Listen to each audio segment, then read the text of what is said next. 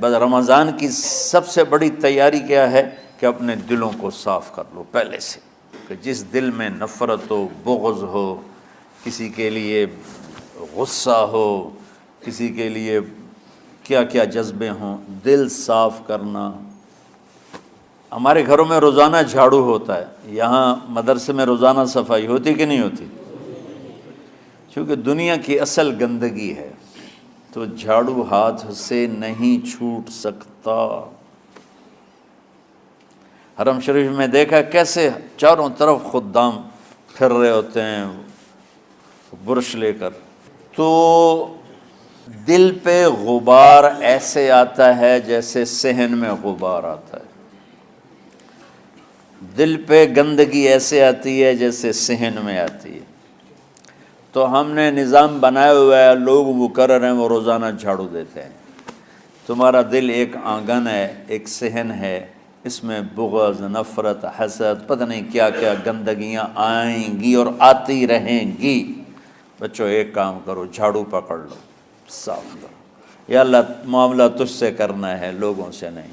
کسی نے برا کہا، کسی نے غیبت کی، کسی نے گالی دی، کسی نے دھکا دیا، کسی نے حق مارا، کسی نے کچھ کیا، یا اللہ تیرے سپرد میں نے اپنے دل کو سب سے صاف کیا، میں نے اپنے دل کو سب سے صاف کیا۔ یہ اتنی بڑی عبادت ہے کہ بڑے بڑے نفلوں والے، تہجد والے، حج عمرے روزے والے تمہیں نہیں پکڑ سکیں گے، چونکہ اس کا کرنے والا دنیا میں کوئی نہیں ہے۔ نفل پڑھنے والے تو بے شمار ہیں، عمرے کرنے والے بے شمار ہیں، علماء بے شمار ہیں، حاجی بے شمار ہیں، سخاوت کرنے والے بے شمار ہیں، لیکن اس ٹکڑے کو صاف کرنے والا لاکھوں میں ایک بھی نہیں ہے۔ مشکل کام ہے، آپ یہ سیکھ لیں، صاف کرو، صاف کرو، صاف کرو۔ یہ رمضان کی سب سے بڑی تیاری اور علم کو حاصل کرنے کی سب سے بڑی چابی ہے کہ اپنے دل کو کھلا کر لو۔ کوئی چیز خالی ہوگی تو کچھ آئے گا۔ جس دل میں بغض بھرا ہو، نفرت بھری ہو، حسد بھرا ہو، کینہ بھرا ہو، اس میں خاک آئے گا، اس میں تو علم کی ایک کرن بھی نہیں آئے گی۔ اس زبان سے چاہے جتنے مرضی موتی بکھیرے، دل اس کا اندھا ہوگا۔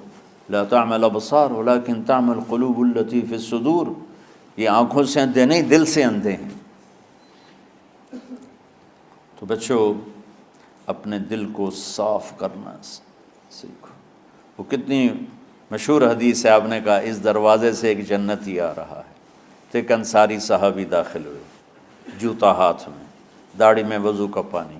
اگلے دن اس دروازے سے ایک جنتی آ رہا ہے، تو ایک صحابی آئے، ہاتھ میں جوتا، داڑھی میں وضو کا پانی۔ وہی صحابی اگلے دن اس دروازے سے ایک جنتی آ رہا ہے، تو وہی صحابی 3 دن جنت کی بشارت لی۔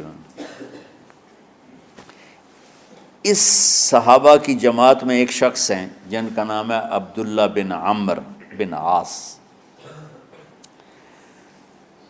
ان سے بڑا عبادت گزار صحابہ میں کوئی نہیں تھا، نہ سابقین میں نہ متاخرین میں، نہ پہلوں میں نہ بعد والوں میں۔ ان کی عبادت کیا تھی؟ ساری رات جاگنا، سارے دن کا روزہ، اور ایک ختم قرآن صبح سے شام تک۔ اتنی اللہ نے طاقت دی تھی۔ پھر وہ غلوب والی بات آ گئی، ایکسٹریم ہونے والی بات آ گئی۔ ان کی شادی والی رات حجلہ عروسی میں داخل ہو رہے ہیں، دلہن کے کمرے میں داخل ہو رہے ہیں، اور مصلی بچھا کے اللہ اکبر، اور دیر نفل تے نفل، دیر نفل تے نفل۔ تو ان کی بیگم نے دیکھا تو وہ بھی خیر کا زمانہ تھا، انہوں نے بھی وضو کیا اور پیچھے مصلی بچھا کے وہ بھی فجر تک نفل پڑھتے رہے۔ صبح ہوئی تو حضرت عمرو بن عاص رضی اللہ عنہ نے پوچھا، بیٹی رات کیسی گزری؟ کہا جی ماشاءاللہ آپ کے بیٹے تو بڑے عبادت گزار ہیں، ساری رات نفلوں میں ہی گزری۔ تو وہ ان کو شکایت کر دی۔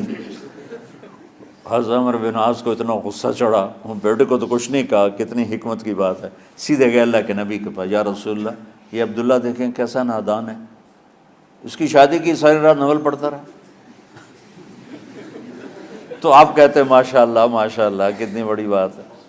نفلوں میں گزر گئی، رات بھی نفلوں میں گزر گئی۔ تو آپ نے حضرت عبداللہ بن عمر کو بلا کے ڈانٹا کہ تو نے مہینے میں 3 دن روزے رکھنے ہیں، بس اس سے زیادہ نہیں رکھنے، اور ہفتے میں 1 قرآن ختم کرنا ہے۔ کہا یا رسول اللہ میرے اندر طاقت زیادہ ہے۔ پھر اچھا 15 دن روزے رکھنے، کہ نہیں میرے اندر طاقت زیادہ ہے۔ آپ اس کو تھوڑا تھوڑا کر کے گھٹاتے رہے، اور وہ ہر دفعہ نہیں یا رسول اللہ میرے اندر طاقت زیادہ ہے۔ تو آخر میں آپ نے کہا اچھا چلو صوم داؤدی پہ آ جاؤ، 1 دن روزہ رکھو، 1 دن افطار کرو، اور 3 دن سے پہلے قرآن ختم نہیں کرنا۔ تو آپ نے اس کو پیچھے کیا۔ یہ بیٹھے تھے اس محفل میں، ان کے دل میں آیا کیا یہ بزرگ مجھ سے زیادہ عبادت کرتا؟ رات میں ساری جاگتا ہوں، دن روزہ رکھتا ہوں، 1 ختم کرتا ہوں، تو جنت کی بشارت تو مجھے ملنی چاہیے تھی، ان کو کیسے مل رہی؟ یہ کسی کتاب میں نہیں لکھا کہ یہ ان کا جذبہ تھا، لیکن جو کہ میں ان کی سیرت کو جانتا ہوں تو مجھے خیال آتا ہے کہ ان کی نفسیات میں یہ بات آئی ہوگی، چونکہ صرف انہی کو خیال آیا کہ میں جا کے دیکھتا ہوں کہ یہ بزرگ کیا کرتے ہیں۔ تو ان کے پاس پہنچ گئے، چاچا ذرا، وہ ادھیڑ عمر تھے، چاچا وہ میرے ابا تھوڑے ناراض ہیں، تو کچھ دن آپ کے پاس گزار لوں؟ کا بیٹا بسم اللہ آ جاؤ۔ اب رات ہوتے ہی عشاء کی نماز پڑھ کے انہوں نے جلدی سے چادر اوپر لی اور یوں سراغ کر کے ان چاچا کو دیکھنے لگے ایسے کر کہ اب یہ کیا ساری رات سجدہ کرے گا، اور ساری رات روتے روتے روتے روتے مصلی گیلا ہو جائے گا، یا ساری رات رکوع کرے گا، ساری رات قیام کرے گا، ساری رات قرآن پڑھے گا، اس تصور سے یوں دیکھ رہے۔ اور وہ بزرگ صحابی تشریف لائے، سرانے پہ سر رکھا، اللہم بسمک اموت و احیا، ہو گئے۔ اب یہ دیکھ رہے ہیں ابھی اٹھیں گے، ابھی اٹھیں گے، ابھی اٹھیں گے، اٹھے نا، فجر کی اذان پہ اٹھے۔ اب یہ تو حیران پریشان ہو گئے کہ یہ کیا ہو؟ اس زمانے میں تو منافق تہجد نہیں چھوڑتے تھے ڈر کے مارے کہ پتہ نہ چل جائے ہمارے کفر کا، تو یہ چاچا جنت بھی لے گیا تو ستا بھی پیا کہ چلو کل دیکھوں گا۔ اگلی رات پھر چادر سر پہ کر کے اور یوں سوراخ کر کے لیٹے ہوئے اور دیکھ رہے۔ چاچا پھر تشریف لے اور سرانے پہ سر رکھا، اللہم بسمک اموت و احیا، ہو گئے۔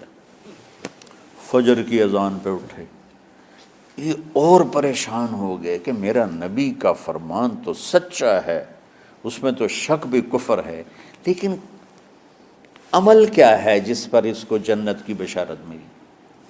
2 رکعت نفل بھی نہیں۔ اور آج کے دور میں تم میں سے ماشاءاللہ اکثر بچے تہجد پڑھتے ہیں کہ 1 رات اور دیکھوں گا، تیسری رات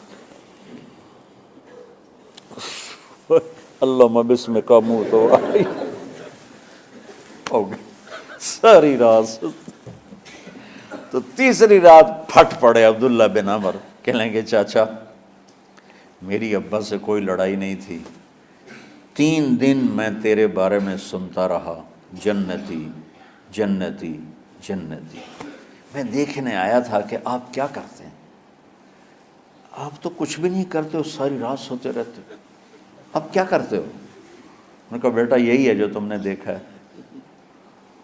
اب ان کو سمجھ میں نہیں آ رہا کہ یہ جوڑ کیسے بٹھاؤں، ادھر جنت کی بشارت، ادھر ساری رات خراٹے، اب یہ اس میں جوڑ کیسے بٹھاؤں، کیونکہ نبی کی بات تو غلط ہو نہیں سکتی۔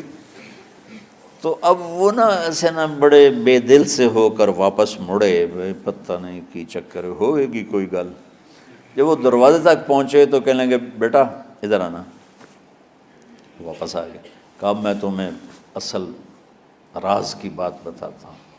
کہا کیا ہے کیا ہے؟ تو یہاں ہاتھ رکھا، کہا یہ جو دل ہے نا اس میں کسی انسان کی نفرت نہیں۔ ہاں ہاں ہاں، اور جب اللہ کسی کو رزق دیتا ہے، عزت دیتا ہے، مجھے کبھی حسد نہیں ہوا، مجھے خوشی ہوتی۔ تو عبداللہ بن عمر نے کہنا تھا ہاں یہ بات ہے، نہیں، انہوں نے کہا ہاذا ہوا، اچھل کے کہنے لگے ہاذا ہوا، ہاں ہاں ہاں ہاں، یہی ہے یہی ہے یہی ہے۔ پھر کہنے کہ چاچا پر یہ میرے بس کا نہیں ہے، کون کرے گا یہ؟ اتنے بڑے آدمی ہو کر کہہ رہے ہیں کہ یہ میرے بس کا نہیں۔ تو بچوں، دنیا میں جنتی بننا ہے اور علم اللہ سے لینا ہے تو اسے صاف کر دو، سب کی نفرت سے۔ سب، اس نے مجھے یہ کیوں کہا، اس نے مجھے یوں کیوں دیکھا، اس نے میرے بارے میں یوں کیوں کہا، اس نے میرے بارے میں یہ کیوں لکھا۔ جس کی تعریف ہوتی میری کتنی برائی ہوتی، صرف تعریف تو نہیں ہوتی، بھرا پڑا سوشل میڈیا مجھے گالیاں دیں۔ اللہ کے فضل سے میرے دل میں ایک ذرے کے برابر کبھی کوئی منفی جذبہ نہیں آیا، آئے تو میں دھو کے صاف کر دیتا ہوں، یا اللہ میں نے اپنے دل کو صاف کیا، میرا معاملہ تیرے ساتھ ہے، کسی کے ساتھ نہیں۔ یہی آپ رمضان کی سب سے بڑی تیاری، علم کے حاصل کرنے کا سب سے بڑا ہتھیار آپ کو یہ نہیں ہے کہ تمہیں کتابیں یاد ہو جائیں، تمہیں اشعار یاد ہو جائیں۔ تو ساری امت سے کہتا ہوں رمضان کا استقبال کرو دلوں کو صاف کر کے، نفرتوں کو مٹا کے، مذہبی نفرت، دنیاوی نفرت، رشتوں کی نفرت، بول چال کی نفرت، سیاست کی نفرت، لین دین کی نفرت، ان سب سے اپنے دل کو صاف کرو تاکہ رمضان میں اللہ نے علم اتارا، اللہ تعالیٰ آپ کو علم عطا فرمائے، اور باقی لوگ جو عام دنیا میں زندگی گزار رہے ہیں ان کے دلوں میں اللہ رمضان کا نور اتارے اور ہدایت کا نور اتارے۔ یہ سب سے بڑی تیاری ہے اس کی۔ اور کسی سے گلہ ہے، غصہ ہے، ناراضگی ہے، کسی سے بولتے نہیں ہو، ابھی سے شعبان آ چکا ہے، آپ شعبان سے رمضان کی تیاری شروع فرما دیتے تھے۔ تو اس کی تیاری کیا ہے؟ وہ دلوں کو صاف کرو، معاف کرو، معافی مانگو، تمہارا قصور نہیں پھر بھی معافی مانگ لو، دلوں کو صاف کرو، اور اللہ سے سخاوت مانگو کہ اللہ کو سخی بھی پسند ہے اور صاف دل والا بھی پسند ہے۔